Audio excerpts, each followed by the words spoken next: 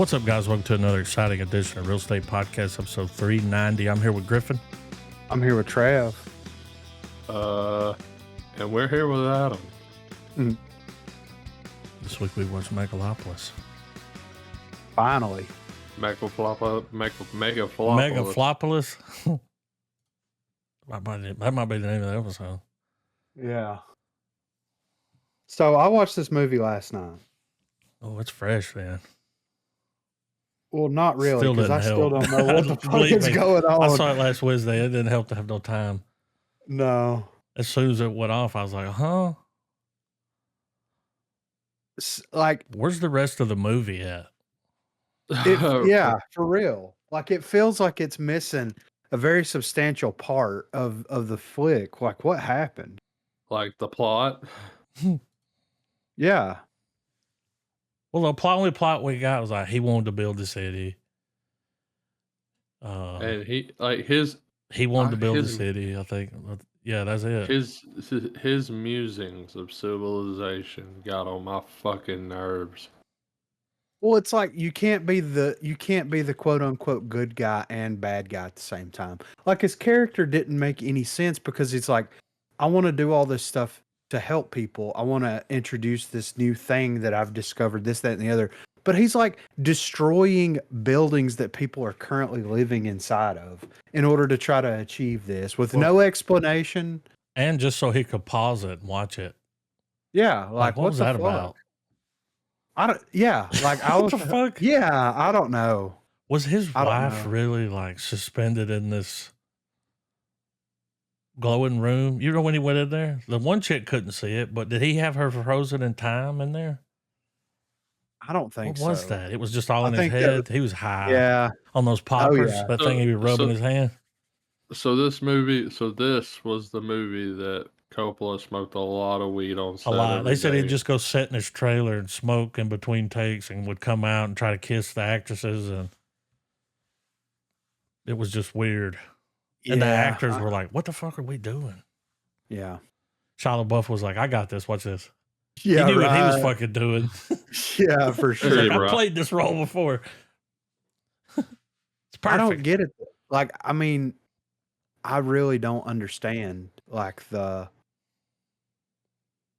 he was going, like, he was trying to make a fucking Shakespearean epic. Yeah. And I appreciate the effort. But at the same time, trying to do. Yeah, but at the same time, it's just like, it just didn't land. Because, like, if he would have did the whole Leonardo DiCaprio Romeo and Juliet thing with a Shakespeare classic, it would have been way better, in my opinion. Because, I mean, visually it was great. Great cast. The whole nine. But, like, it got real just confusing to me. Well, and at first it was like, oh, this is kind of cool. Yeah. When they were laying everything out, I was like, oh, it's like modern day Rome. We're fucking all right, I guess. That dude's sleeping with his sister. And then it just, what happened? I was like, it started cool. Everything else was so bad that it cinematography can only get you so far. Yeah. Well, and there's no context to the bigger world, really, because it's like, okay, this takes place in New York City, basically. They call New Rome, right? Yeah. So it was almost like Rome never fell.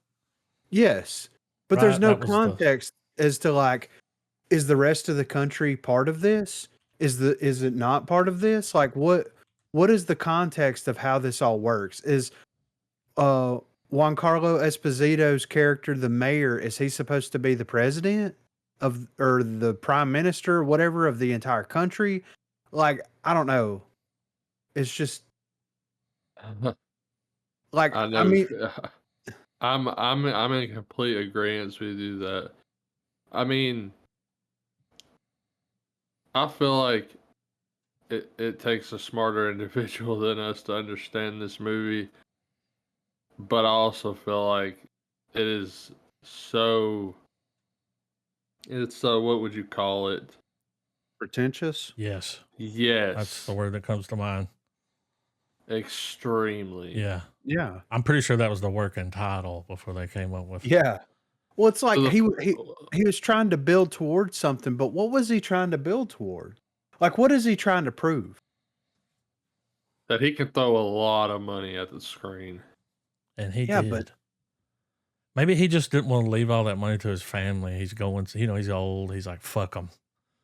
I'm gonna spend $200 million on a movie.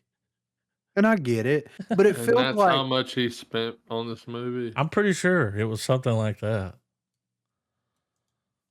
this should have been like the Horizon thing, where this should have been like a 2-part Oh, epic. 120 million. You know what I'm?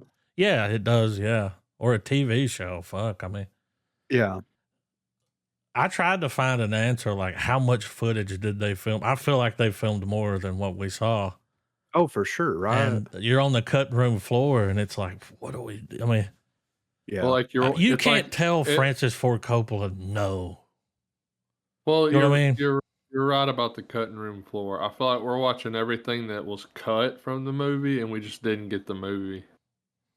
But we got what he wanted to put in there, and you know that the guy sitting there helping him cut it's gonna be like, this doesn't make sense. Like, Yeah. what's happening? And he's like, you don't tell him that, you'll get fired. I mean, he had to be. he's just old a Hollywood.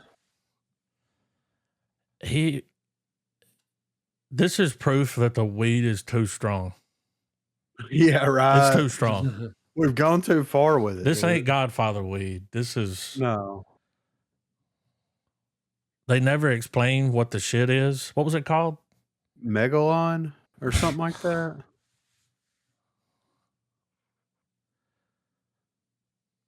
And it's like, so what was he like trying to,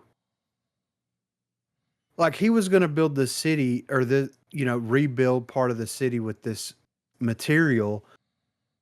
But like, did I miss where it was like completely like efficiently designed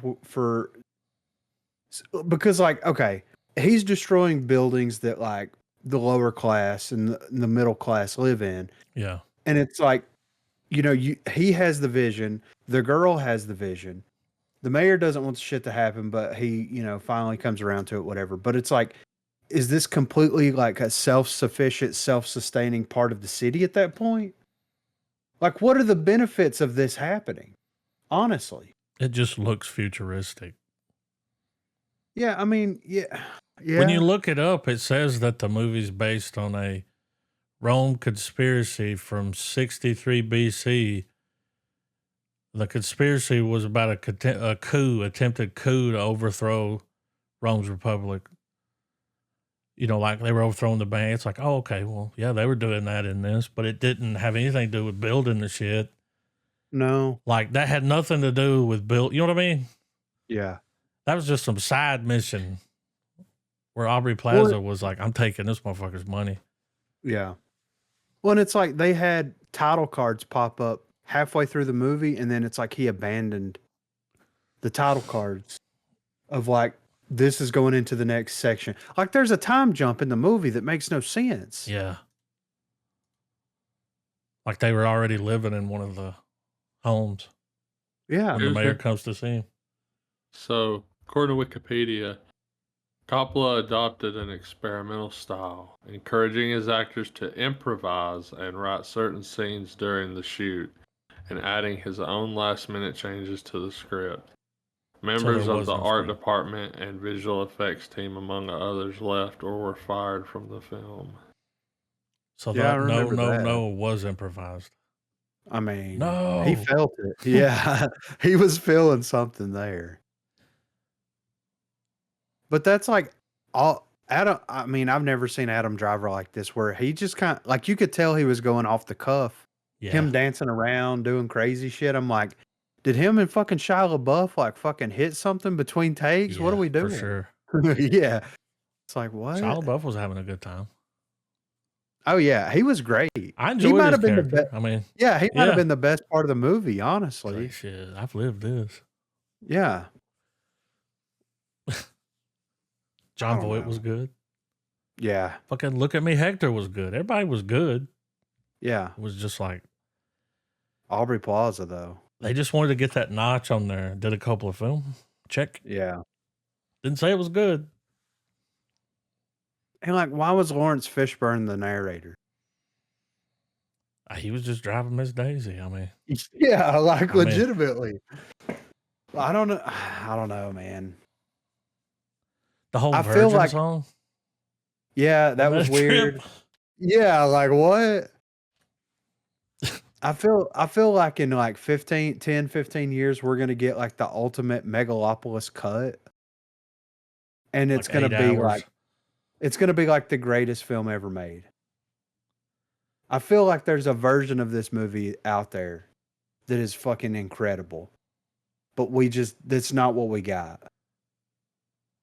And I think that like if he would have got a distributor, because that was a whole big deal, the arts department, all those people quit or got fired, all that kind of stuff. Like if this would have came out and done well and like was critically acclaimed and all this kind of stuff, then we would be getting a better cut of the movie now. I mean, it only grossed 15 million Woo. worldwide. Yeah, it ain't gonna get much more than that either. Like, Yeah. So I don't know, man. this is one of those like rare where like the reviews were right. Yeah. Everybody, even the Yeah. actors on set, they were like, "Hey, dude." So there was no script. He's like, "Let's just fucking wing it." It's like, but what are we doing? Well, there's an idea of a story. Yeah, there he's trying to, somewhere. she wants to steal the money. It's like, okay, we'll just wing it. Yeah. It's not a comedy though. No. This ain't Step Brothers, motherfucker. Well, and the tags is epic, sci-fi, epic, tragedy, drama, fantasy, sci-fi. Is it a tragedy? It's a tragedy. It sucked. Well, I mean, yeah, but I mean, would you consider the story a tragedy though? Well, the way it ended. Well, amongst him and his mistress. Yeah, I guess. I mean, he Well, was just He hooking did up with die that. though, right? No. He didn't die when he got shot. So when No. they put the fucking They shit put in his the- body. Yeah. And I he, thought like, that was all fine. fake. Yeah, Oh I yeah, didn't the know way what it was- ended, they were up on the platform and it was like a star child that it zoomed into. Yeah. And it was like the children of the future, right? Yeah. Yeah. It's like, okay. Huh. Yeah, I don't know. They were up there waving at everybody like it was the Wizard of Oz or something, like, Yeah. yeah, I remember. And the thing, this is what I didn't, because you have that scene where Adam Driver's character and Juan Carlo Esposito are having dinner, and that's when, whenever she tells them that she's having a baby, right? Mhm. And they have this discussion about utopia and about leaders and all this kind of stuff. And it's Yeah. like, if he builds this part of the city, right? Like, okay, let's look up the definition of utopia for a second. An imagined place or state of things in which everything is perfect. Okay, so utopia is fake. Like the idea of a Yeah, utopia nothing's perfect. exists. Yes, exactly. But So Juan the was fact- right about that. Like he's like, it's not gonna fix. No. yes, This dude was just And trying to leave like a masterpiece Utopia- behind. Utopia is like a state of like. It's the ultimate conformist. Like, But how was idea. his little town, little village gonna fix the world? That's Yeah, what Juan I was mean- saying. Like, it's not gonna fix the city. yeah. It looked pretty. No. It had some It cool said- shapes and colors, but A place of ideal perfection, especially in laws, government, and social conditions. So, but like the thing is he's an architect, right? Like whenever you break it down, he's considered an architect at that point. Like, okay, so he doesn't have any control over the laws, the government, or the social conditions of this place, right? No. So these two have to coexist hand in hand if he's going to continue to be the mayor. So, like, Adam Driver's character has no say in whether this is going to be a utopia or not because the government's still going to exist. Like, there's still going to be laws and regulation and everything else, regardless of the situation. So it's like their entire conversation that they had there was like almost pointless at that because he couldn't affect that. Juan Now, Carlo, his uncle could, oh yeah, because his uncle ran the bank that was split the money for. yeah, I mean, they're the richest family in the world. yeah. Bow and arrow. Anyone? Oh Like, my that was God, I'm like, we right. have guns. With the fucking hat on, dude. Yeah. Like, what are we doing? I was kind of glad he killed though, because I was like, he was trying to fuck everybody over. Like, Yeah. did y'all notice the rioters were throwing red hats? Yes. Did you? In the hats, they were what hats you think they are? I mean, And you could see on the front where it said, so you know, the way that you could see them, it was like, okay, it's yeah, I don't know, message. yeah. Method. But Like, yeah, I would it's work just the red like hats in. it really feels like that a lot of the concepts were like two people that were, I mean, of course, one person that was super stoned, but it's like two high people sitting down and having a conversation about utopia. What does that mean? Like, how do we get there? Can we get there as a society? Like, how does that affect the world as a whole? Like, it didn't go deep enough into these ideas. You know what I'm saying? Mm-hmm. Like it just kind of put it on at face value and left it there. And it's like, but like, what are we doing though? I don't, I'm very confused.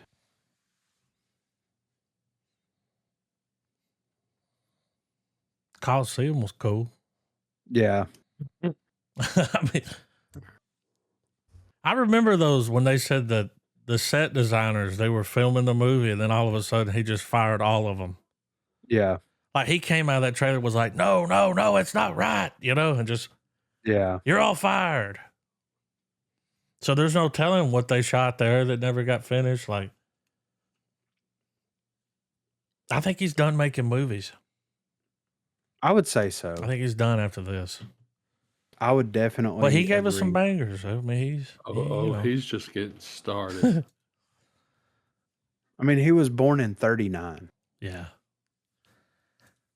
I mean, if he wants to do like a comedy on Adult Swim at night, Oh, yeah. this might be your guy. Oh, yeah, for sure. But whenever you look at the last couple of things that he has released, I mean, Megalopolis, this is all on IMDb, of course. Megalopolis is a 4.7. Betwixt Now and Sunrise is a 5.2. Distant Vision's a 5.2. Twixt is a 4.8. Tetro is a 6.8. That was in 2009. Youth Without Youth is a 6.1. Supernova 2000 is a 4.8. I mean, he's dropped some bangers, but like everything that he released from 2000 onward has just been, Yeah. you know,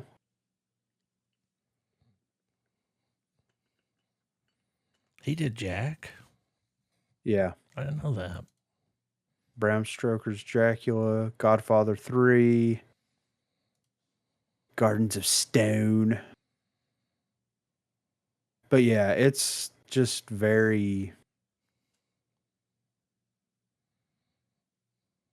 It's just too like I couldn't even sit down and watch this movie just as like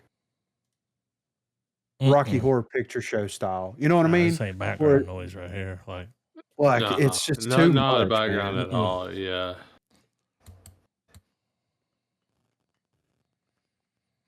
but it had a strong start. Yes. I was into the whole modern day Rome. I was like, okay, this is different. Yeah, right. And then it just fucking went downhill. It started going down to hell after when they got up on those rafters when they were unveiling the city. Oh yeah. And I'm like, do we really need to be on these things? This looks kind of dangerous. We got Wow Platinum over here Yeah. running the Wow. news. Like, that was her name. Yeah. Wow, Platinum. Aubrey Stage Plaza name, was of course. great. Oh, yeah. I mean, Can't blame the actors.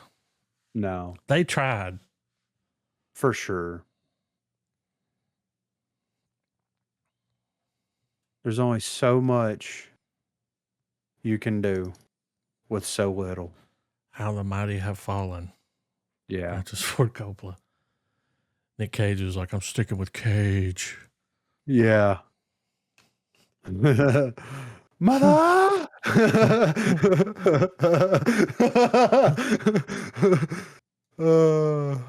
I mean, I don't even know what to rate it. I mean, there's definitely, I have to give it a half star. I don't go no star. It's a movie.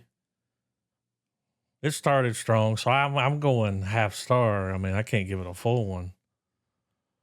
Yeah, I But, mean, I'm right man, there with you. it's fucking. It's a half star that's wrecked into the water.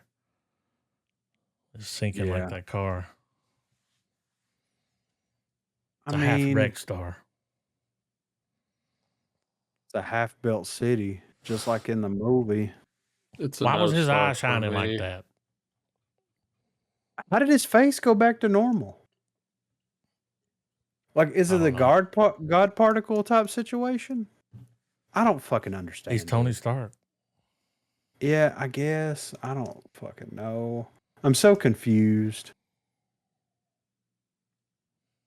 I wish it was better.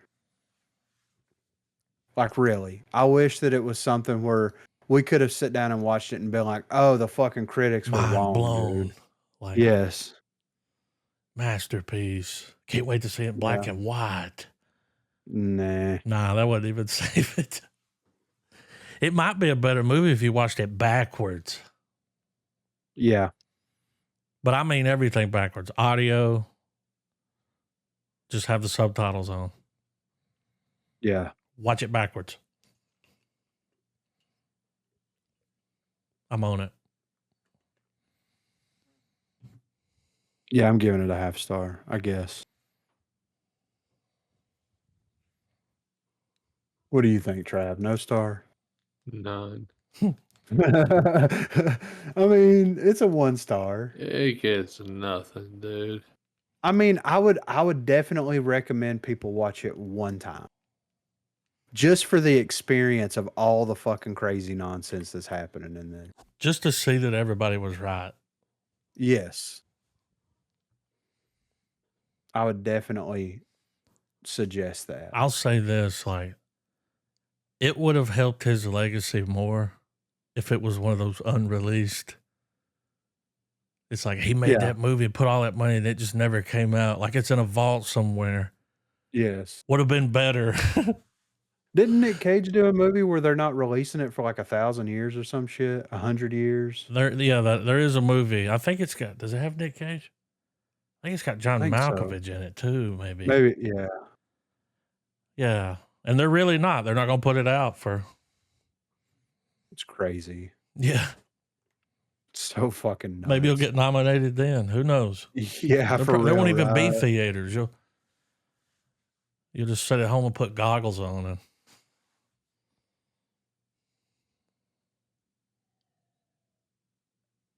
Well, we got some movie news. I don't know, man. Like, I'm still, like, I was talking to a friend and I was like, watching this movie. Well, let me know how it is. And after the movie went off, I was just like, I don't know. Yeah. Like, I don't know. Like, when I got on last night, I was just like, I don't know. It was a movie. Yeah. That's all I could say. Yeah, I don't know. I don't see me recommending it to anyone. Yeah. But anyway, we got movie news here. We're going to hit it off first here. Stephen King sharing some devastating What? update on reported Mike Flanagan Dark Tower collaboration. So on his Blue Sky account, King debunked the reports seen online, simply saying, it says here, let me go back up. So, despite reports that the greatest living horror writer was returning to the Dark Tower by writing Mike Flanagan's upcoming TV adaptation, it seems that that is not actually the case. On his Blue Sky account, King debunked the report seen online, simply saying, contrary to the internet, which usually is never wrong, I'm not writing for Mike Flanagan's Dark Tower.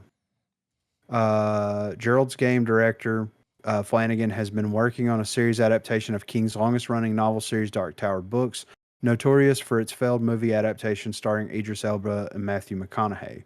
Dark Tower books could only make sense on screen in a series that allows space for the sprawling narrative.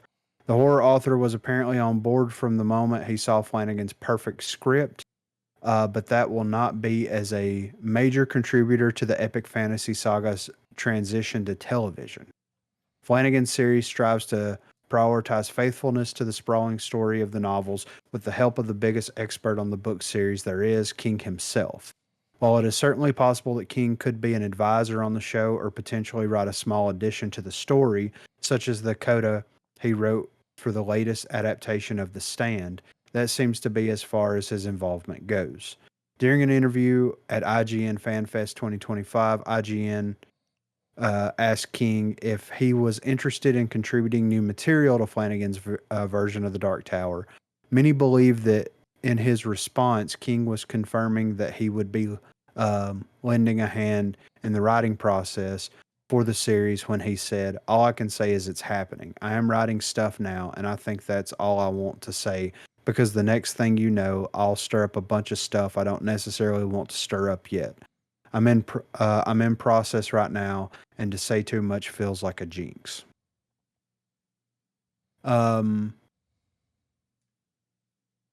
Mike Flanagan's working on the Clayface movie, by the way, as well. In the Life of Chuck.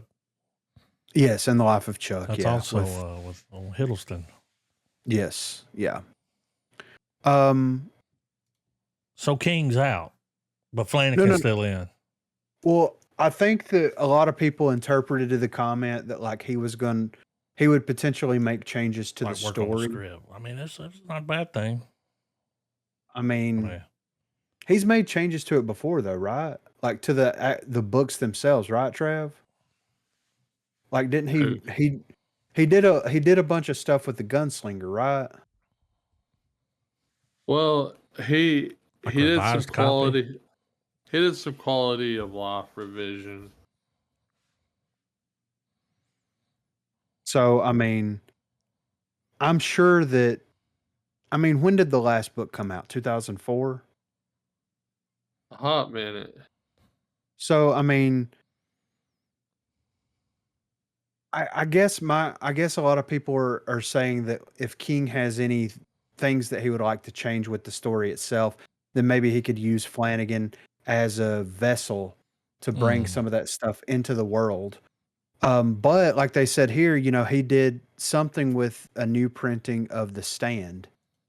The coda he wrote for the latest adaptation of The Stand that seems to be as far as his involvement goes. So there people are also speculating that there could be other additions to where it's like, okay, this was also like a wink nod in the book to some other stuff in the King verse that happened.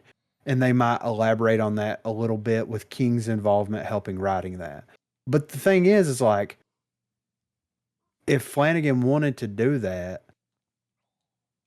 and King is there and willing to be like, hey, I like this idea. I don't like this. This was the intent behind this. This was not the intent behind this. He's still kind of like contributing from afar, right? Yeah, like, he'll you know still what be I'm saying? involved. Yeah. There's no for way sure. they can make But that at without the him end of the being. day, that's not what people fucking want, man. We don't want a cinematic adaptation of a new edition or a changed, altered version of the book. Like, Yeah, sure, condense it for time, condense it for scope, but don't start like writing or taking away like key elements Yeah, that make that story great. I don't think And they'll have to every do that. time every time the Dark Tower seems to get messed with or talked or made, they want to do that.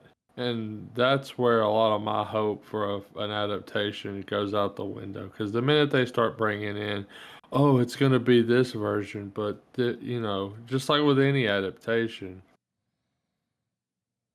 they're Well, like, it well, we're says going to there change that it. Flanagan is a keen connoisseur, so Well, and it says in the article too that like he wants to make as faithful an adaptation as humanly possible.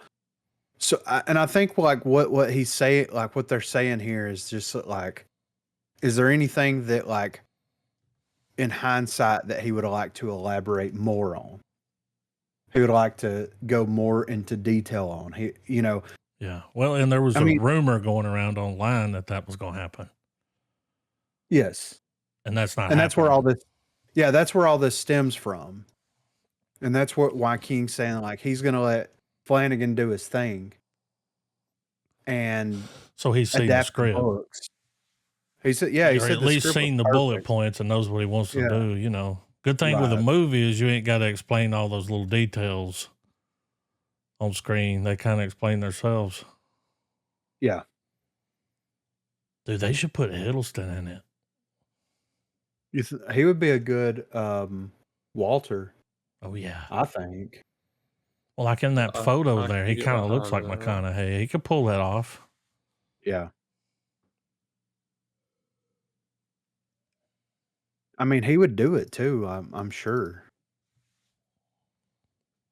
I think, and maybe just because I'm spoiled, not spoiled, but um, we've already got enough of them doing this type of stuff anyway. But I think Bill Skarsgård would Oh be a yeah. great. He'd be a great Eddie Dean. Oh, for sure, right. Give him, what was it, the Brooklyn accent? Hmm. I mean, there you go. Because he's lanky, he has to overcome his problems. Yeah, I think that would He's be an great. appetite. Yeah, He could pull it yeah. off. I'm an appetite.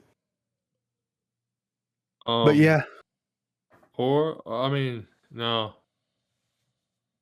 just because I love the way that his character grows throughout the show's run. But just hear me out.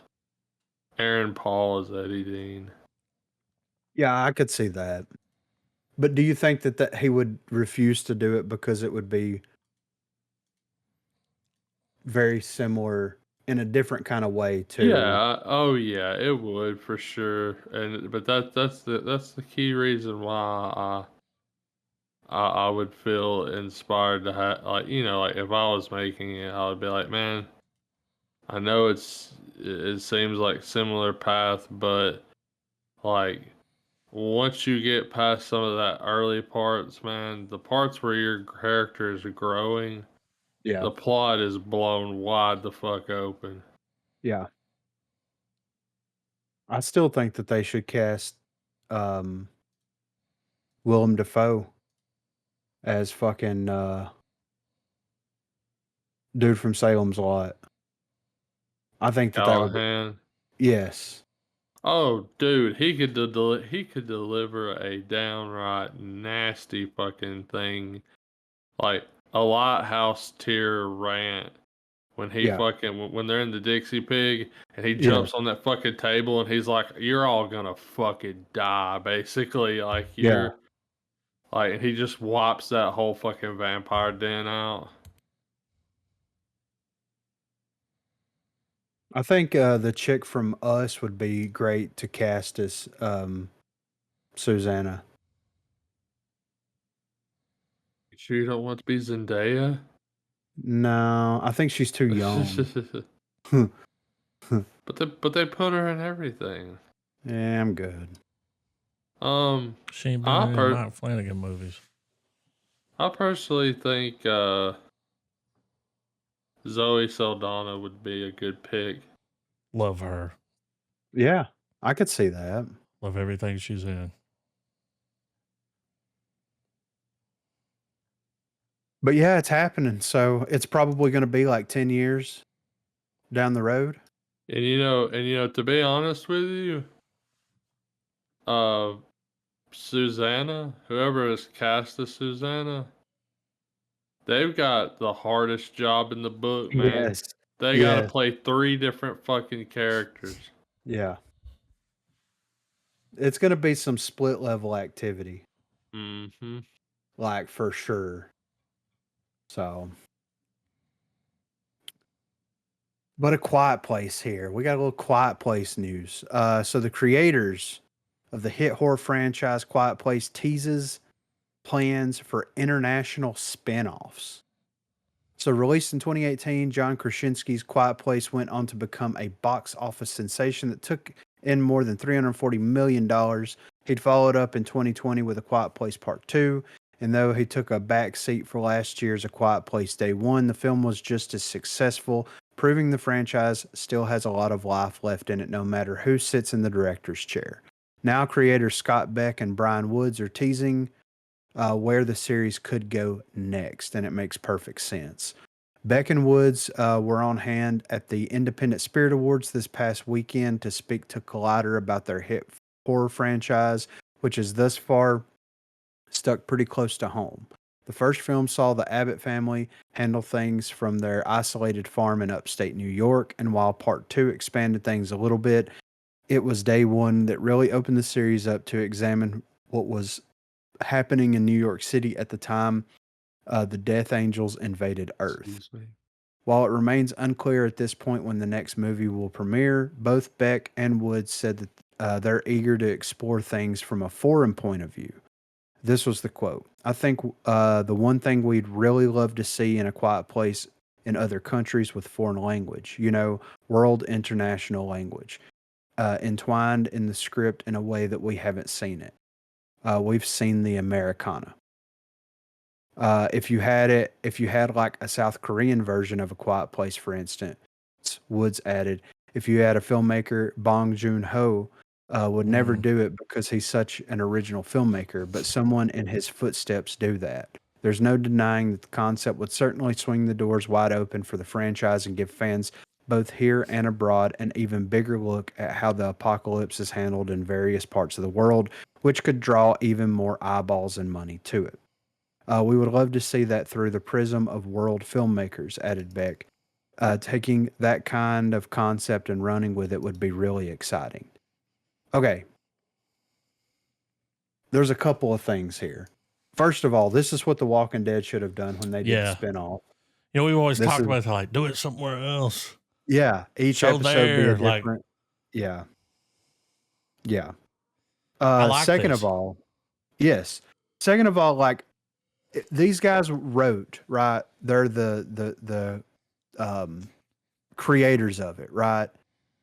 If you're going to bring in an international, like if you're going to bring in foreign concepts, you have to take a back seat to writing. You got to let them do it. You have to let the people. You're not going to know the culture. Exactly. Not your world. You got to let them, like, I was hoping it's like, no, if you go South Korea, you got to pick a South Korean director and let them make that fucking movie. Exactly. The concept's pretty easy, There's 3 to go by. Yes. Only then it's like, that's a good idea. Yes. The UK. Right. Japan. I mean, Germany, wherever. I mean, it would be incredible. And the thing is like, if they open this up internationally, is it going to do as well? First film, yes, I think it will do somewhat similar to what the last film did, the Day 1. But I think that a lot of your American audiences probably aren't going to watch this in theaters because of it being a foreign film. Probably do it at home. Yes, exactly. Kind of like So, the foreign films we get now. yes. They do better on streaming. Yeah, absolutely. So I think that they need to be prepared for that because I mean you're going to have a lot of audience members that are going to go watch that first one because it's going to have a quiet place attached to it. And once they realize that the entire flick is in German or Korean or Yeah. Japanese or whatever, then they're going to be like, yeah, I don't know if I'm going to pay to, I want to sit down and watch this at my own leisure. I'll say this too. It'll do well. It won't do well in English speaking countries. No, not at all. But all the other But countries that watch fucking movies with subtitles because they're either English or, yes, it'll do well there. But we So, I have mean, proven in the last few years that a foreign film can come here. I mean, do Parasite. yeah, Won a I fucking know. Oscar. Godzilla minus one. Godzilla won a Yeah. fucking Oscar. Look at the success of stuff like Squid Games as well. The I mean, Bollywood film. Yes, Triple R. Yeah, I mean, I think it's Okay. just making sure that with the marketing for these projects, that with it being, international, that we get exactly what the film offers. You know what I mean? Like in the trailer and the marketing, all of that. yeah, Well, like the way that Korean filmmakers have a certain style. yes, Let's say you do like a German or some movie, they've got their style that they do. yes. Shoot it that way.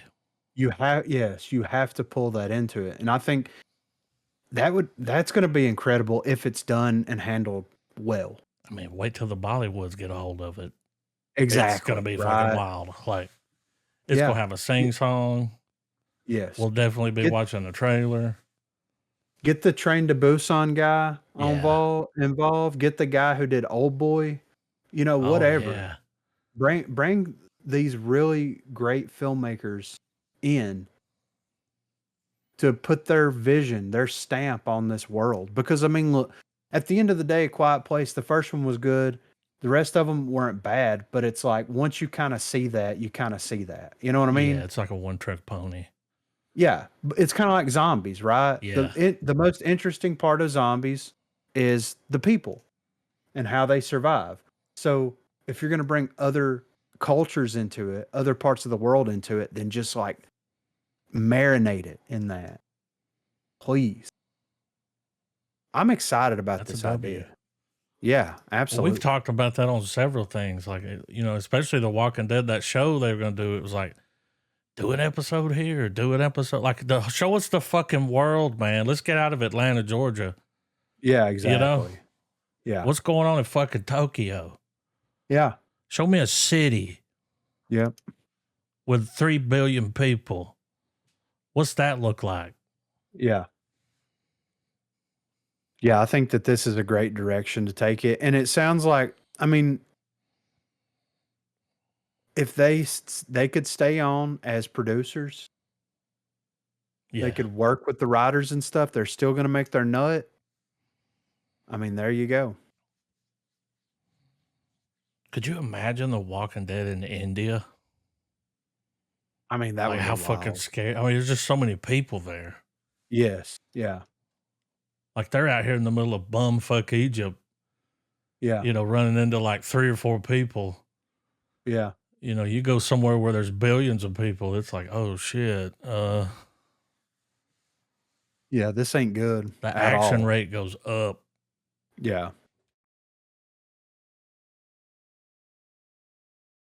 So it says, as exciting as the idea is of seeing the Death Angels wreak havoc in places like Rome, China, or the Middle East, if it happens, it wouldn't be the first time an American franchise took things overseas to examine the apocalypse from a foreign perspective. Netflix Bird Box did the same thing in 2023, as after the 2018 film based on the novel was a hit, Bird Box Barcelona showed audiences what was going on in Spain. Despite garnering mixed reviews from fans and critics, you at least have to commend filmmakers Alex and David Pastor for trying something different. Could A Quiet Place fare a little better in international markets? Probably, especially if it's in the hands of the right director like David Moreau or Yon Sang-ho, who did Train to Busan. Until we get there, though, be sure to check out the entire Quiet Place franchise, including Day One, streaming now on Paramount Plus. I'm down. Let's see it. Let's motherfucking see it. Well, they're gonna keep making them, Yeah. and they found a but they're like, let's spread it out. I mean, and we've already got like we got country version in the first one. Yeah. We got city version in the third one. We got road trip version in the second one. I mean, what more in America can you do? Well, and then they did the Day One. Yeah, that They was hit us in with the New York prequel. City. Yeah. So we've got everything in America, at least in my opinion, covered. Yeah. Unless you do it in Detroit or something, you know what I'm saying? Like, Oh, yeah. what do we do? You know, something crazy, but like, come on now.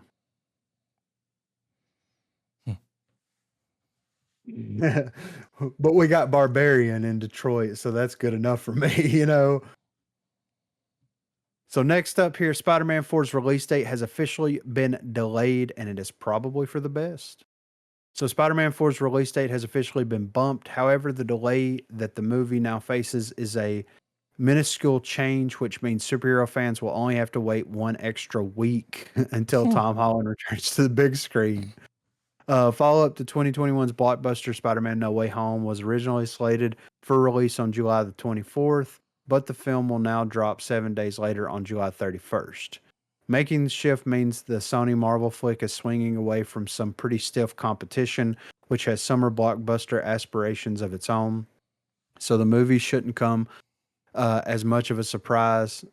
So the move shouldn't come as much of a surprise, particularly to movie lovers and those executive behind the No Way Home sequel. Undoubtedly, must have felt their collective spider senses tingling. Had the release date not been changed, Spider-Man 4 would have had to share more audiences with Christopher Nolan's highly anticipated The Odyssey, which opens the same month on July the 17th. Moving Spidey's release date gives the film 2 weeks worth of cushion and some much needed breathing room between itself and Nolan's next project. After all, the director's Homeric endeavor is jam-packed with star power, which will surely attract large audiences. So delaying the Holland-led movie's release could be an excellent strategic move that will also allow Spider-Man 4 the luxury of opening on more IMAX screens, since the Odyssey will be available to watch in the same premiere format. However, this means that the opportunity to create and emulate another Barbenheimer phenomenon will be lost. Isn't Tom Holland going to be in the Odyssey? Yes. I mean, that's wild. Yeah. Well, and it makes sense. It's like they saw that the Odyssey's coming out, and they're like, "We need to push that shit back about a week." Because yeah, well, to be fair, they might want to push it back a little bit further than that. They just want to. They won't have a good opening. Yeah, because the Odyssey's going to be huge. I've seen some of the clips from the set. Yeah, it's all-star cast: Robert Pattinson, fucking John Bernthal, Mia Goth, Matt Damon. Then dies in it. I mean, that's probably in the contract, but yeah, it's got. I mean, it's going to be great. Yes, it's funny. You know, we got the trailer for that. Where they have fucking Ralph Fiennes in it. Yeah, where he was. It's the Odyssey. Kind of a low budget. And then all of a sudden, Christopher Nolan's like, "I'm making one," and it's like, "Holy shit!" Fuck Ralph Fiennes. Yeah, it's like, whoa. That's going to be huge. Yeah. I mean, if this gets delayed again, though, it honestly wouldn't surprise me. I mean, they might want to push it back like a month. Yeah, that's what I'm saying. Like, you know, because who knows? The Odyssey may be jumped up to like a 4th release frame. I mean, let's see what day the 4th is on. Let's see. It is on a Saturday. So they might release the Odyssey early. Who knows? It could get maybe they bump this. Yeah. And then, because they're filming that right now. Yes. So it'll be fucking finished. Yeah, for sure finished. So, But yeah, that's how I'm much fine with power it. fucking Nolan's got. He made him fucking Oh, move a yeah. Spider-Man movie. Yeah, Wow, right. Nolan's movie's coming out. He's like, "Have you seen Tenet? Do I need to He's rewind fucking time, bitch?" standing there with his scarf. Yes. They Oh my got god. pictures of him on set, dude. He's, classic Nolan, the blazer with Yeah, the fucking white scarf around his neck. Like, with the accent. yeah. Oh, yeah. Motherfucker was born in Chicago or Yeah. some shit, and he's got a fucking British accent. What the He fuck lived are we over there for a doing? while. I mean, not long enough to adopt a fucking Yeah. accent. Yeah, yeah, I picture right. him on set with not a bullhorn, but that like old school, just a Yeah. big cone. Oh yeah. He's like, "Listen up, bitches." Yeah. It's like, "All right, Nolan, Run calm it the fuck back. down." Yeah. All right. So speaking of Marvel here, Avengers Doomsday director sends an ominous message to fans about surprise MCU sequel. So even though there are two more big screen Marvel Cinematic Universe releases upon us this year, fans are looking ahead to what's in store with Avengers Doomsday and Avengers Secret Wars. The highly ambitious endeavors will bring the Russo brothers back to the MCU to direct, and the pair are no strangers to epic Avengers stories, having already helmed Avengers Infinity War and Endgame. Doomsday is up first in 2026, and the directing duo are now giving a little bit of a tease about what's to come from the film's story. During a chat with a Hollywood Reporter to promote their Netflix film, The Electric State, the conversation turned to Avengers Doomsday and Avengers Secret Wars. They were first asked if any new faces would be joining the film, to which Joe Russo stated, "I think we're always looking for new faces because there's always new stories to tell." From there, the directors teased the very radical direction the story will take. "I think these movies are going to be a surprise to people. We found a way into a story that's very exciting to use, but we think very radical, and I think it's going to change. It's going to challenge audiences." Hmm. So they had to write themselves out of a box Mm-hmm. with this Kang stuff. I mean, here's my question. We just got Cap 4. We talked about that. We're Mhm. getting Thunderbolts later this year. We're getting Fantastic Four this year, right? Yep. Is that this year or next I year? believe it's in July. Okay. And then we're going to be getting Doomsday. Will and can, between, let's say, now and by the time that Doomsday comes out, the MCU will be able to restore faith that was lost in it? Or do you think that they're banking on Doomsday being that thing that restores faith to the MCU? I'm thinking between the Thunderbolts and new shit's gonna come to light. Right. With Fantastic Four.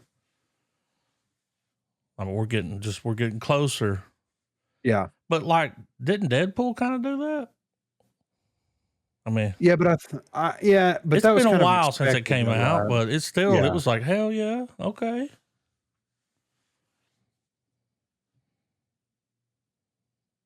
Yeah, I think that Thunderbolts is going to be a surprise hit. I think that obviously Fantastic Four will probably be a surprise hit, Yeah. but it's got Pedro in it. Mm-hmm. Come on. People are gonna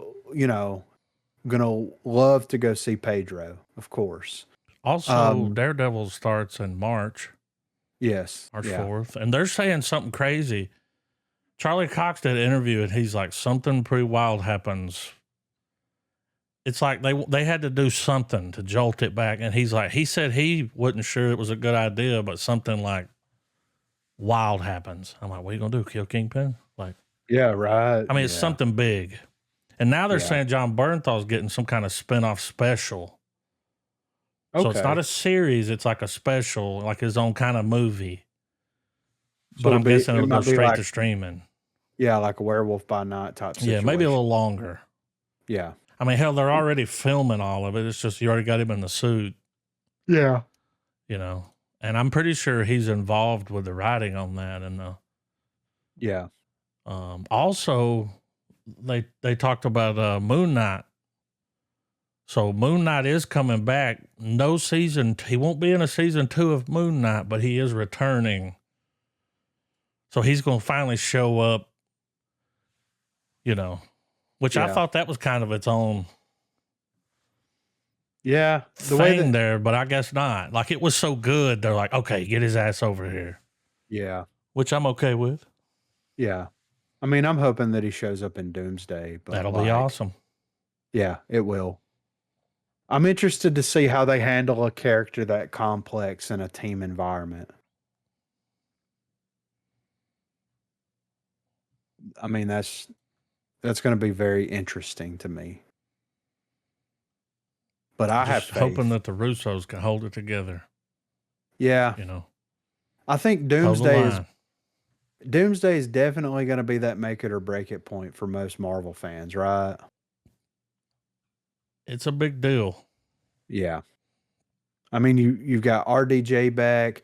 There's rumors that Chris Evans will be back. Yeah, he kept saying he ain't coming back, but Yeah. he would if it's some kind of.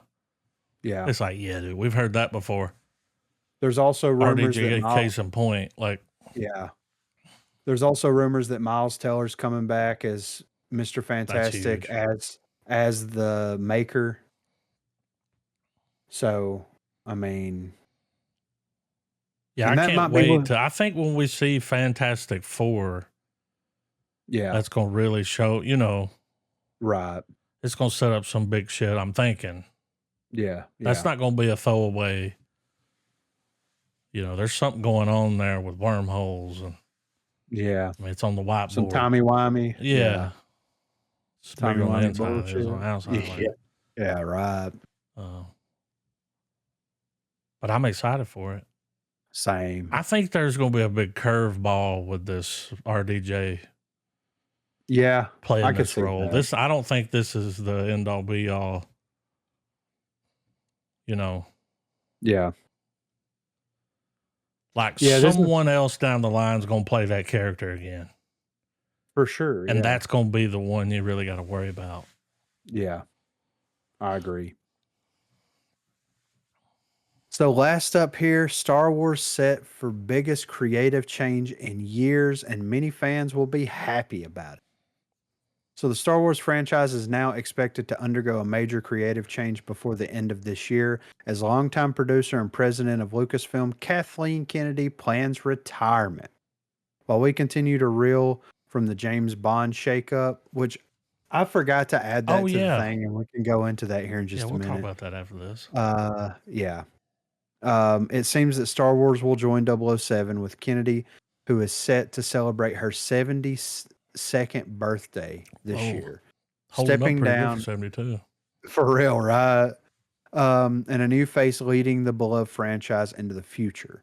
According to Puck News and their 3 sources, Kathleen Kennedy has informed Disney, as well as friends and associates, that she will exit as Lucasfilm president by the end of the year. At present, representatives for Kennedy and Disney have yet to comment, but the report claims that Kennedy, who became president of Lucasfilm back in 2012, was actually planning to leave last year before changing her mind. Unfortunately, following the release of The Force Awakens, things quickly became divisive. The next installment in the Disney Star Wars trilogy, The Last Jedi, resulted in the biggest chasm between critics and audiences in the franchise's history, with the movie now standing at a 91% from the former and 41% from the latter on Rotten Tomatoes. Things were not improved with the finale, 2019's The Rise of Skywalker, which flipped these sentiments with scores of 51% from critics and 86% from audiences. There's also the issue of dilution, with many feeling that since the acquisition of Lucasfilm by Disney in 2012, the franchise has been watered down to the point of apathy. Again, while the first Disney Plus project, The Mandalorian, which began in 2019, started things off on a high note, things, including The Mandalorian itself, quickly deteriorated. While the collaboration has produced some Star Wars classics, most notably Andor and The Bad Batch, the likes of The Book of Boba Fett, Ahsoka, and The Acolyte have been met with a response that ranges from middling to pure toxic rage. It is not yet known who might replace Kathleen Kennedy at the top of Lucasfilm, but no doubt the likes of Filoni and Favreau are the top choices. Fans have taken to social media to share their reactions to Kennedy's imminent retirement, with at Metaplex Movies saying, as many mistakes as Kathleen Kennedy has made, and it's tricky to parse her mistakes versus ones imposed by Disney. It's very hard to imagine whoever replaces her won't just be even more of a corporate lackey, furthering the slow death of Star Wars, with more dire times all around. Mandalorian Grogu, is going to release next year, blah, blah, blah, blah.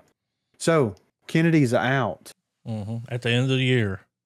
At the end It's of like, the year. goddamn, I guess our contract. Yeah. It's like, just go ahead and pay it. Like, yeah, right. So, I mean, who do you guys think? well, part of me is thinking Dave Filoni. Oh, yeah, of course. I'm thinking Dave Filoni, but hear me out here, curveball. Y'all come back to this if I'm right. What's something they could do to revive Star Wars? Bring Lucas back? Bring fucking George Lucas back. You remember there was talks.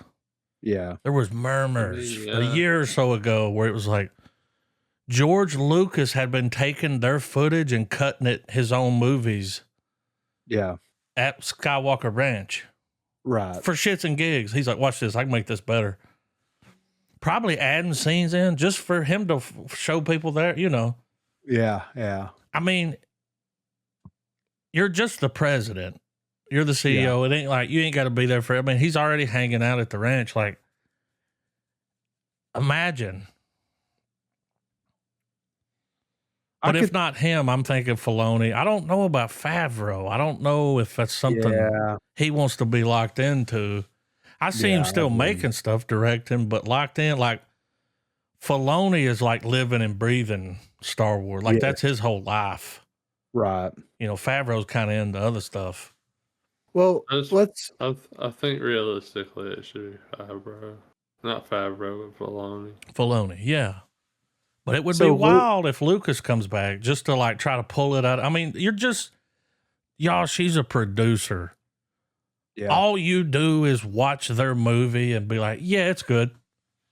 She doesn't have one director's credit, one writing credit. She sat in a chair and watched Back to the Future and was like, yeah, it's good. Well, I could have done that job. I could have been a producer on that movie. Like, yeah, right. Like, what did she really contribute? Right. So having that job, you're just the head of it. And I feel like Filoni could be pressured. You're not going to fucking pressure George Lucas. Yeah. He'll say, fuck you and walk. And this is the question, though. So Lucas is 80 years old, born in 1944. Do you think if Lucas gives like 5 years, that's what I was thinking about 5. I'll come back for 5 years. Try to revamp it, get morale going with the troops. Yes. Do you think maybe hand it off? Do you think he would have enough time in that 5-year span? I don't know. I think if it was something like that, it'd have to be from a purely executive producer to top of standpoint. Well, that's why he wouldn't be hands-on. He wouldn't, yeah. But no, he would just be the face. That's all she is. But he's been on record saying that it would be hard for him not to want to get that involved in it. Yeah, like, well, I mean, he would jump in and start doing shit. He's still real active. Yeah. I mean, and maybe that's, I'm just saying it. Like, but, I mean, to quote Bob Dylan, times are a-changing. You know what I'm saying? Like, I think 5 years would be enough for him to create a game plan. The reason I say Lucas is because Star Wars is in a fucking rut. Yeah. With the fans. I'm excited for Andor. We got the Andor trailer later, and what they're doing with the 3 episodes a week is cool. They take place over 4 years. That's cool. But let's be honest. But we don't have a lot to look forward to when it comes to Star Wars. And by bringing someone like that, it's like, oh, the savior has, but trying to revamp it. It's piss poor that what we have to look forward to is Andor. Like nothing on that show. I mean, I look forward to the Mandalorian thing. But that's kind of the fact that we're looking forward to the Andor, which is a side story to some extra shit they made a few years ago. Like, like the fact that the best thing they dropped other than, the Mandalorian was a shit, but Andor on program. Like, I mean, it should be the least exciting thing going on. Well, and I think what helps that, like, we already know how Andor is going to play out eventually. Yeah. But, and this may be the last season. I don't know. It may lead up because they're doing such a huge time jump here. This may just lead up to, Yeah. But yeah, I mean, my thing is like, they're supposedly already have a couple of projects in the works, right? You got the Rey thing, you've got the prequel thing that they're working on, you got a couple other things.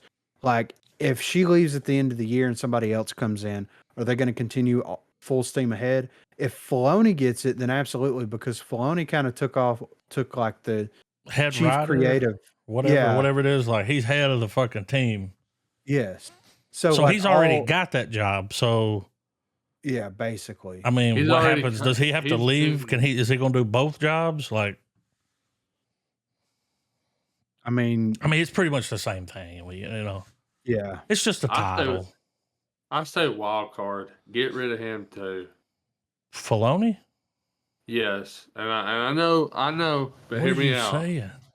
Well, you got to remember, the rut we're in. You love the Clone Wars. I do. But the rut we're in is not just solely Kathleen Kennedy's fault. But she was the head. Final say. She passed on things that Filoni did that should not have been allowed. Or things that he wanted to do. And she was like, no, we're doing this. I'm just saying he's moving up the ranks, and it looks like, I think they're just trying to get rid of her. Yeah. It's been a stain. Yeah. On the legacy. I'm just saying, more than him. Yeah. True. I don't think we can blame him for what she was doing. Well, and at the end of the day, like, if it is to be believed what they're talking about here about Disney's involvement, like the overall Disney's involvement in everything, Disney needs to take a step back. I mean, look at what happened. Yeah. Look what happened to the MCU. Yep. Look at what's happening to when they started meddling. Yes, exactly. So let's do what was that fucking Captain? What was the chick? Captain Marvel? No, Captain Marvel. Yeah. Brie Larson. Oh. Yeah. We went down some roads there. It was like, what are we doing? That second Wonder Woman movie, like, first one was way better than that second one. Yeah, I agree. Like, yeah. Just stuff happened where it's like, what are y'all doing? It was like, we're going to make our fan base like it. And it's like, no, you're not. You're not going to do that. Yeah. You're dealing with gamers, nerds. Yeah, exactly. You're dealing with people that do fucking final boss fights on the reg. Yeah. We're going to win. Yeah. You realize that. And when we did, Yeah. we won. Yeah. I see this as a victory. So I'm interested to see who replaces her. End of the year, we'll see. It wouldn't surprise me if Lucas came back. It wouldn't surprise me if Filoni got it. It wouldn't surprise me if Favreau got it, or if some random person. At this point, I think that Disney just wants somebody that can come in there and print them money. And I think at the end of the day, they know deep down inside what's going to print them money. You got to give the fans what they want. They want Lord of the Rings in space. Yeah. So let's do that. You know what I'm saying? Like, and it very well could be Favreau because he kind of kicked off this Mandalorian. Yes. Like if it wasn't for him, the whole him and Filoni thing wouldn't be happening. Like he kind of he saved it a little bit. For sure. I mean, he salvaged a little. He was like Yeah. that lady that ran the junkyard. He put it back Oh, yeah. together. He figured it out. I don't know who was over the Andor or what was going on there, but that shit's great. Like, Yeah. So yeah, we talked about this just a second ago, but James Bond, how the franchise could evolve in a completely different direction.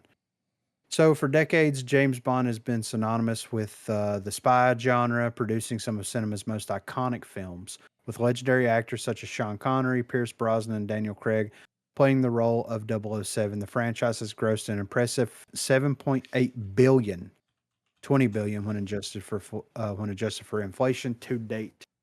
Previously under Metro Goldwyn Mayer, everything changed when Amazon MGM acquired full creative control after the producers Barbara Broccoli and Michael G. Wilson. Broccoli? I don't know how. I'm going with broccoli. Yeah. Opted Bet to you step broccoli. down. Given the franchise commercial success, this change seems rather unexpected. So, what does this shift mean for the franchise in the long run? And could we be looking at a different 007 in the coming years? So far, James Bond projects have been classified as Eon or non-Eon films, with only Casino Royale and Never Say Never Again falling into the latter category. Although every new addition to the franchise has been fairly successful, with Daniel Craig's films in particular doing very well at the box office, it won't be long until this formulaic approach leads to franchise fatigue. To address this looming issue, Amazon MGM may decide to create spin-offs by focusing on some of the most beloved characters, such as Moneypenny, Felix Leiter, and Q. These could either be made into series or films so that their origins could be explored in more detail. But regardless, the creative freedom of Amazon certainly allows James Bond to further extend its universe, whether that's a good thing or a bad thing. The latest movie with the 007 franchise also raises concerns about a potential shift from cinemas to streaming, diverting loyal fans of the franchise to the Prime Video subscription service. Franchises such as Mr. and Miss Smith and Reacher are great instances of this, since both have received TV treatment and achieved monumental success by providing audiences with something unique.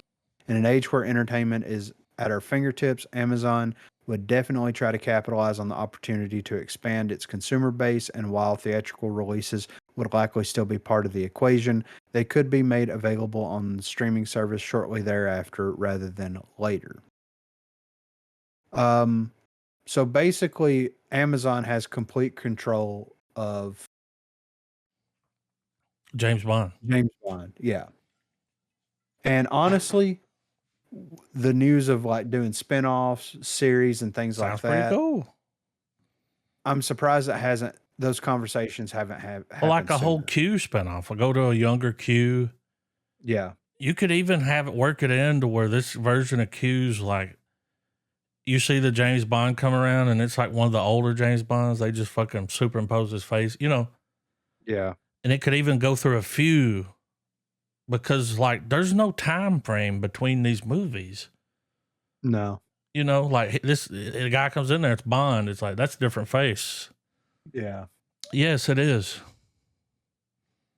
They could do a whole series where they cover them all. Yeah.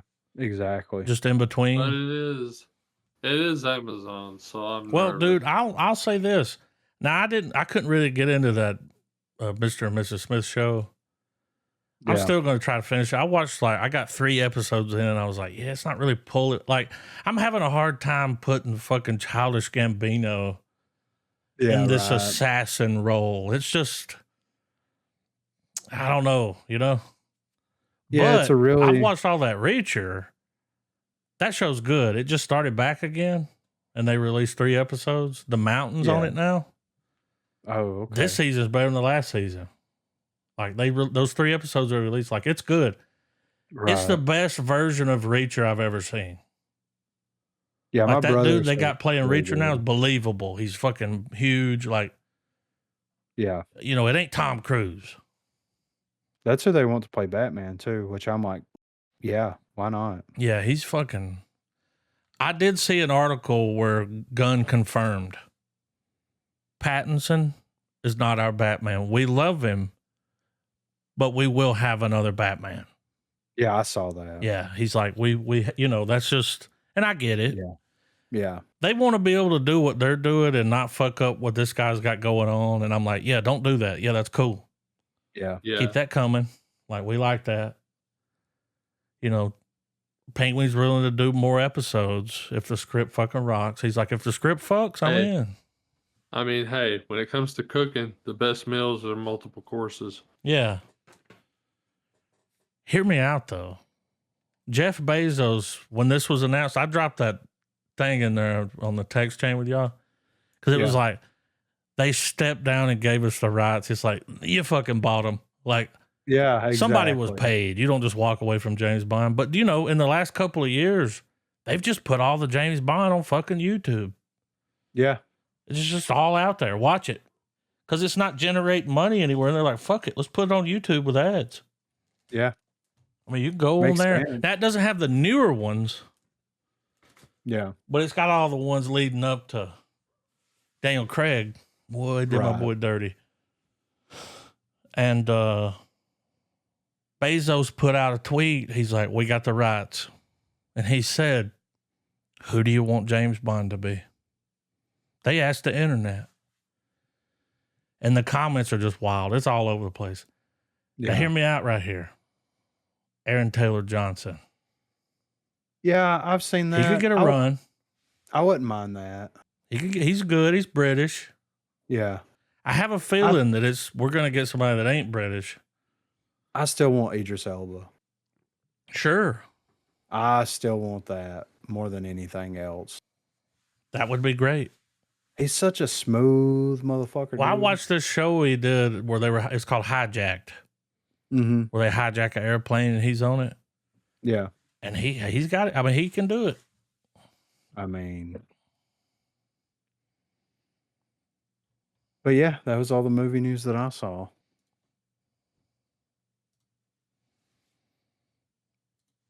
I'm ready for some trailers. All right, let me get my. So a few years ago, I had the idea. I was like, Cheech and Chong's last movie, Yeah. The Last Toke. Yeah. Now, that's not quite what's happening, but It's close. it is their last movie. Okay. Okay. But I wish they would have done the last toke, the final toke, Yeah. whatever.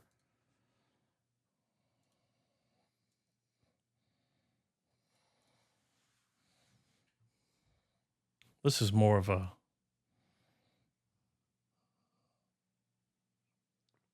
It's a documentary. Okay. But I'm down. I'm watching it. I love Cheech and Yeah. Chong. Eddie Torres.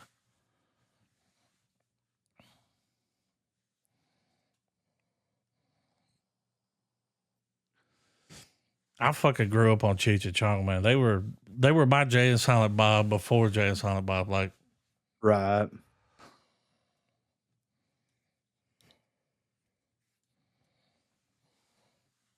I already know all this, how they started in a strip club, Canada.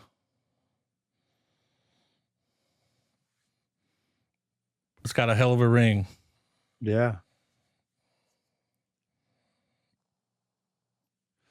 Dave's not here, man.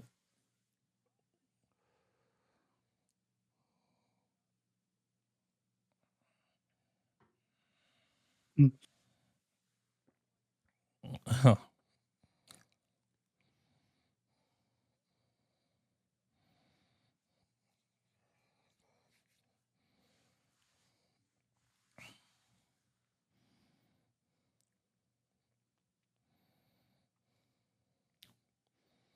Well, he was over there making, what was that, Miami Vice? Yeah. What did he work on? Was No. it that show? No, it was Nash Bridges. Nash Bridges. That's it. Fuck. It was like Miami Vice. Yeah. What's he wearing around his neck? Little chakra bone?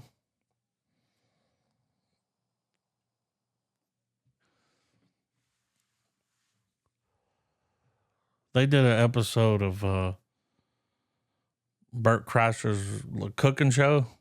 Yeah. It was hilarious. Love Cheech and Yeah. Chong.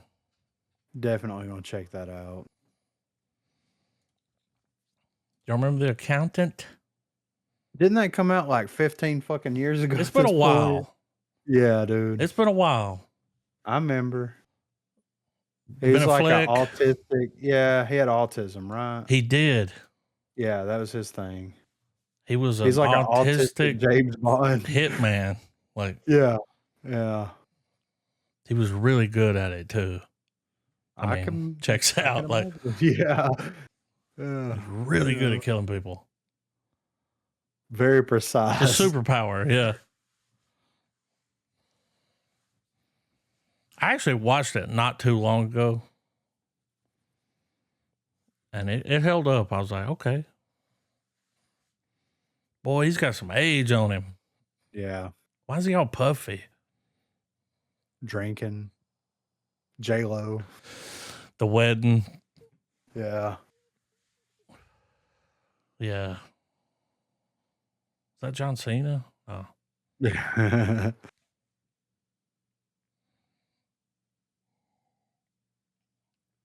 All right. Damn, that didn't last long. Spoiler alert.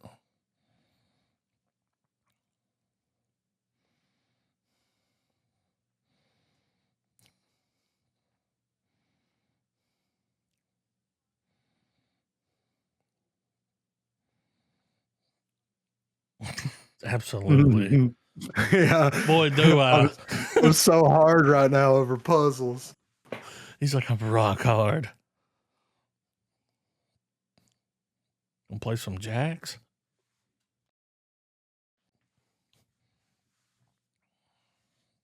John Bernthal?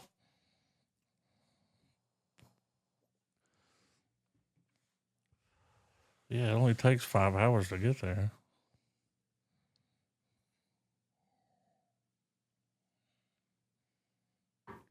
Is this that Punisher side story they was talking about? Like, I think so, right?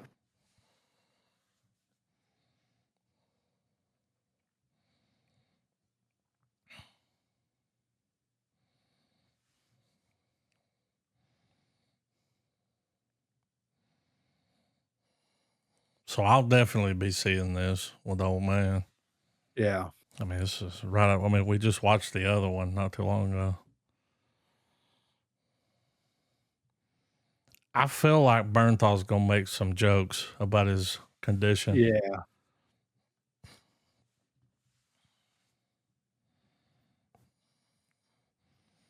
It's like if Sheldon Cooper was a hitman. Yeah. Okay.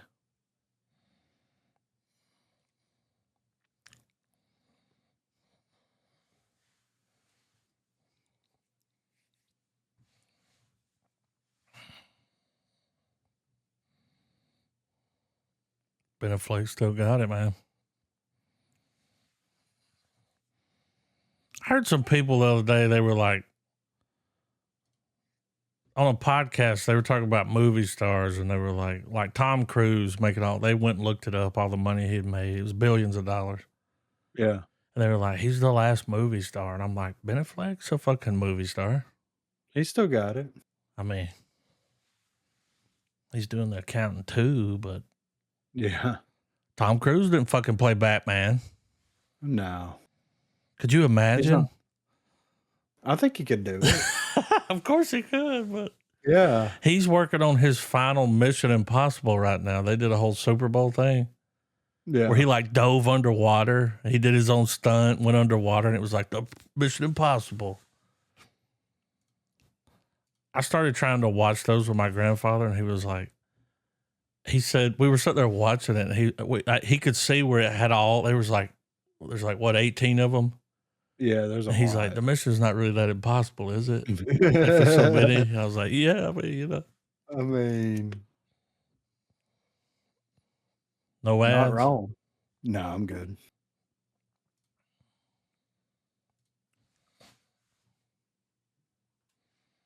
Mm-hmm.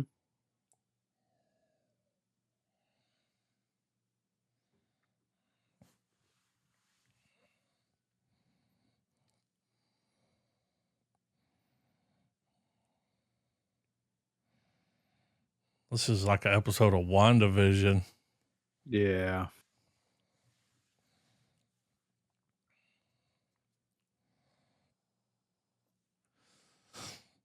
Is this North America?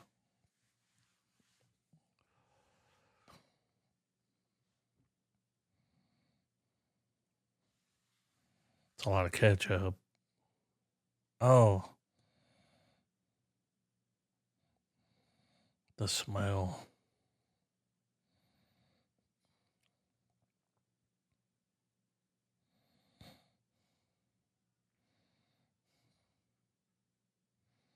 What did she find?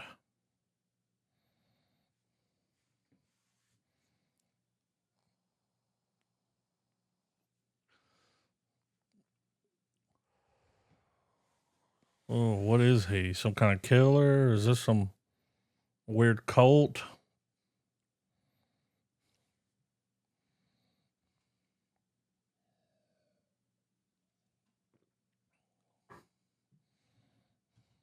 Fucking don't worry, darling, over here.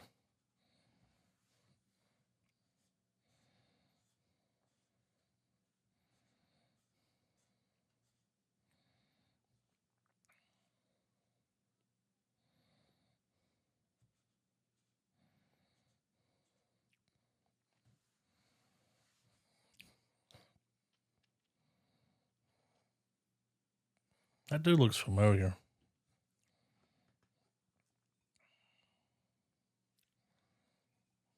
Got a Stanford wife kind of vibe going on. Yeah. But in Holland,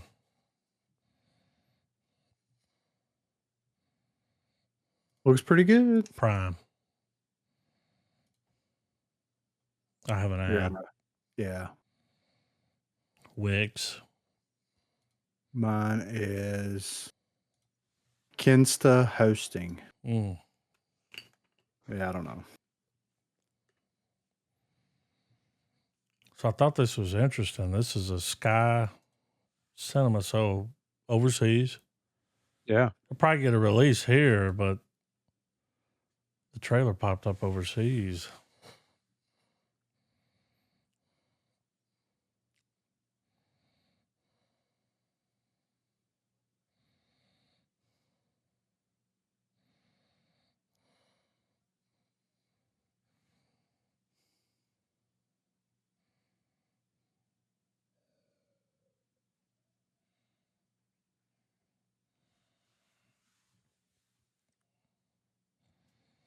So this is what happened after the concert. Okay.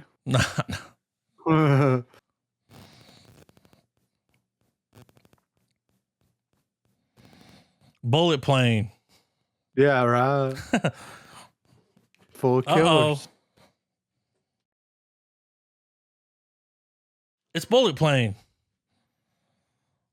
There's assassins on this plane. It's even got the same color scheme.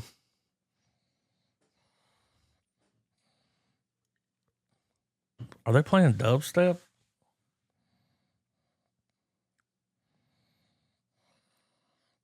It's fucking bullet plane, and there's a chainsaw. That shit was upside down. Oh, shit. I kind of want to bullet watch plane, that. dude. Yeah, I kind of want to watch that, dude. I'm going to go back to that and comment bullet plane. I got a chime ad. I don't know what mine is. Mine's Wix again. Fucking bullet plane. I don't hate it. Oh, he must be he needs money. He's back all of a sudden. He's like, I'm making movies again.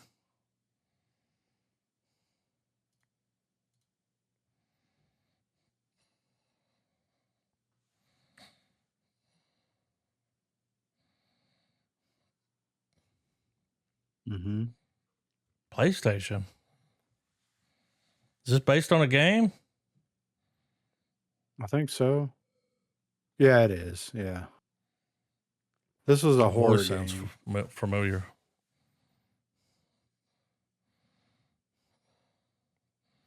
Oh. Oh.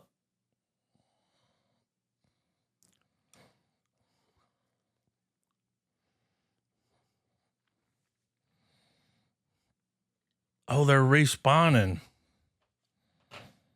It's a video game. That's a cool way to do that. Yeah. It's creepy. It's crazy clown time. What the fuck is that?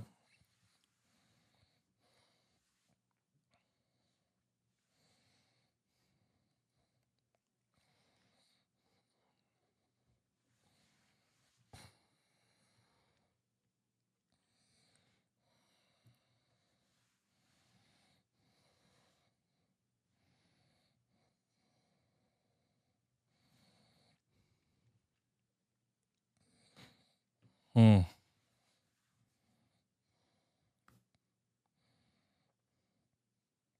The guy Is that from Johnny Cash? no, that's the guy from fucking Armageddon. The Russian space station guy. Oh. Yeah, that's who that is. Cool way to do the respawn. Yeah. Like Yeah. time. Every time we die, we come back. It's like, yeah, that's how it works. Yeah. It's a video game. No ads? No. We got a A24 trailer. Bring her back. Hope it's strange. Look at the bowl. Oh. It's going to be strange. Talk to me.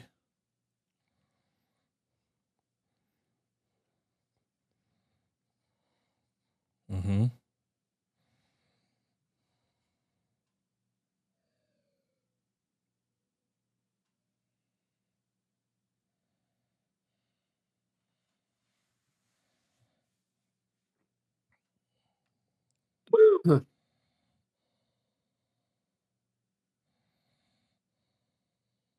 Mm.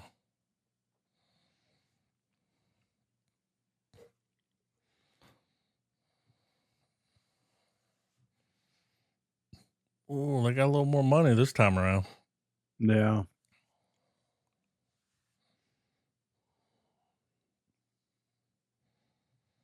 Interesting. Yeah. Oh. No ad? Interesting. No, I'm good. I'm good. All right, here we go. Andor. Dropping April 22nd. 3 episodes.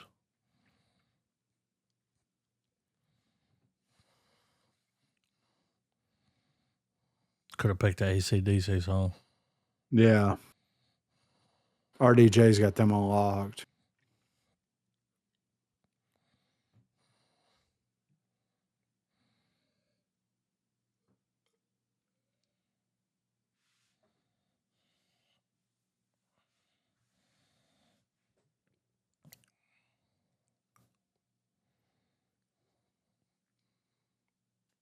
And it will be televised.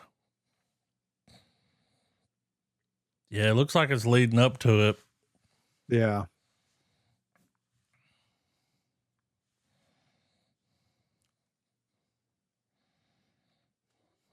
Fuck yeah, man.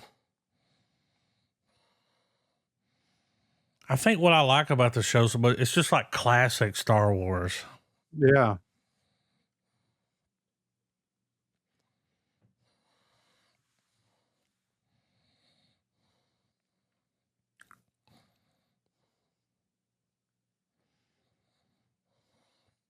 Come on. Is Andy Serkis going to be there? I hope he lived.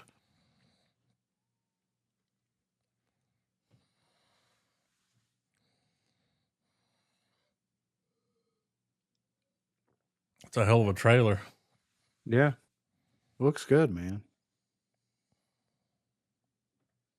What the fuck? Z Prime Suite. show. I'm backing it up. I will be watching Andor. Oh, for I don't know sure. about y'all, but I'll be pumping, dumping that.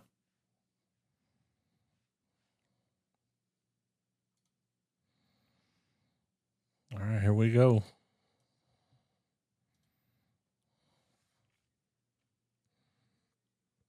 Mm-hmm. Ah, Mhm.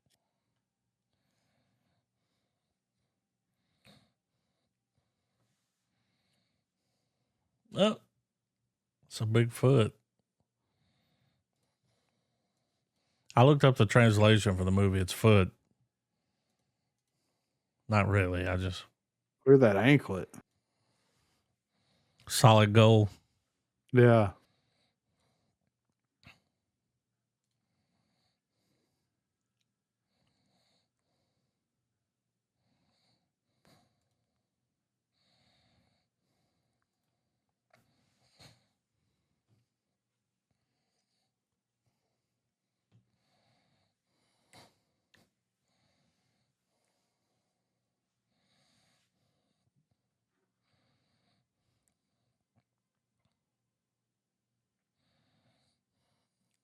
Mm. Got me a weapon. Then the fun starts. The violence.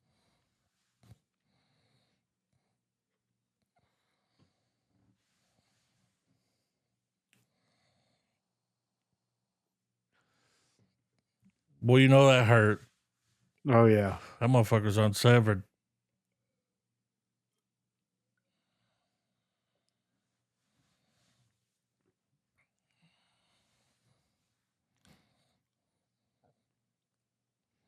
Let the bodies hit the floor. Iron Fist. What's Rafi doing here? He ain't picking his fucking team this week.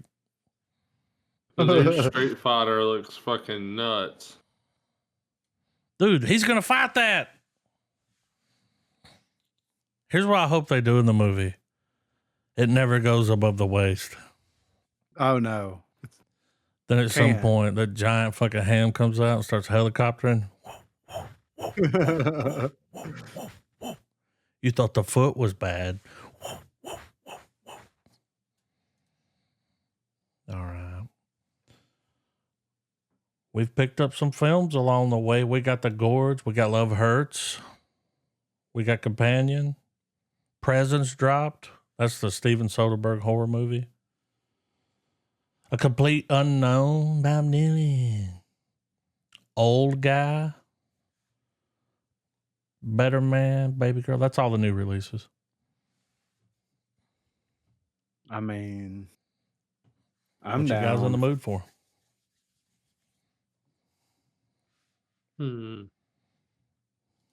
You know, Presence was the one where it's from the point of view The of ghost. the Yeah. Ghost perspective or whatever. The Gorge was Not My Tempo. Yeah. Anya Taylor-Joy. I'm down with trying to give Presents a go. I'm cool with that. All right, yeah. I had a feeling that was going to be in the mix this week. When I saw it, I was like, Presence, rated R, 84 minutes. Horror, thriller, Nice. drama. A quick in and out, you know? Yeah. She The wouldn't even know you were 1-2. there. Hell yeah. Was dope. Presence it is. Checks on the mail. The flag is raised.